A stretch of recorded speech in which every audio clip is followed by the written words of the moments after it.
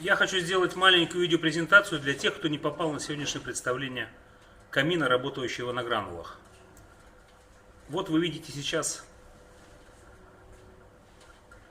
как работает камин, это действие. Это небольшой камин, который работает вот на этих вот гранулах деревянных, точнее из прессованных опилок, которые элементарно накладываются в этот камин сверху. Берется. Так у меня делает каждое утро и вечер официантка, поскольку камин установлен в ресторане. Ну и так накладывается полный бункер. Вот он, бункер, откуда гранулы поступают в топку. И здесь табло и пульт управления, где можно настроить как на максимальную работу, так и на минимальную работу камина. Гранул данных хватает, мешка этого, при самой холодной температуре до 1,5 суток. А отапливает он помещение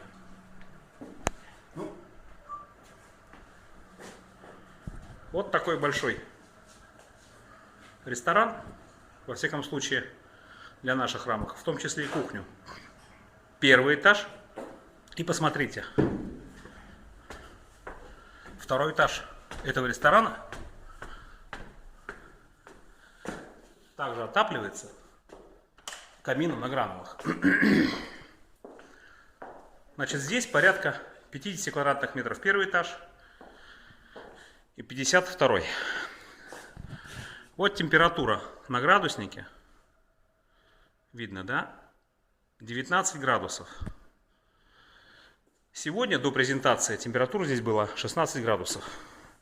После 2 часов работы камина температура поднялась до указанной температуры. Очень удобный вариант отопления для частных домов и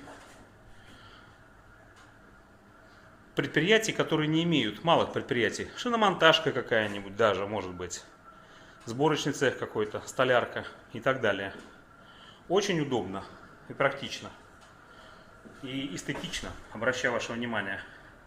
Вечером даже освещения не надо. Если выключить свет, то очень красиво этот огонь играет в помещении. Выключите свет, пожалуйста. Я сейчас попытаюсь продемонстрировать, как это.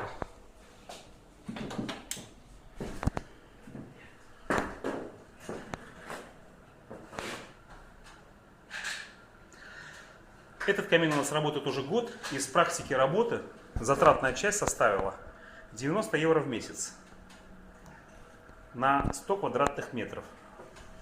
Вот и посчитайте, какая это выгода.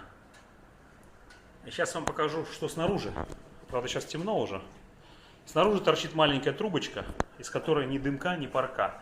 Только при растопке камина идет маленький дымок с вкусным ароматом, и потом он пропадает. Зимой никакого конденсата, никакого пара. Зола за год скапливается в объеме полустакана 200-граммового. Управлять и поддавать может даже ребенок.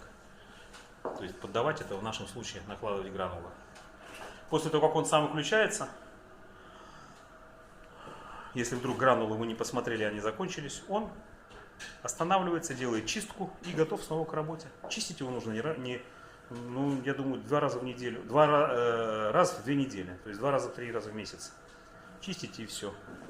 Высота его 900 мм, 0,9 метра. И глубина от стены самого камина 500 мм, от стены 20 сантиметров, получается, ну, 650-700 мм от стены. В нашем случае он еще нагревает лестницу металлическую, пассивно, которая своего рода является огромным теплообменником и нагревает помещение. Очень удобно, очень экономично. Вот он 3 часа работает, я могу держать здесь руку, но горячо, но терпимо. Вот он, воздуховод идет в стенку. Вот такой вот. Тут датчик стоит, и он нагоняет температуру и переходит в экономный режим сам потом. Звоните, обращайтесь. gulliver.narva@gmail.com. Спасибо.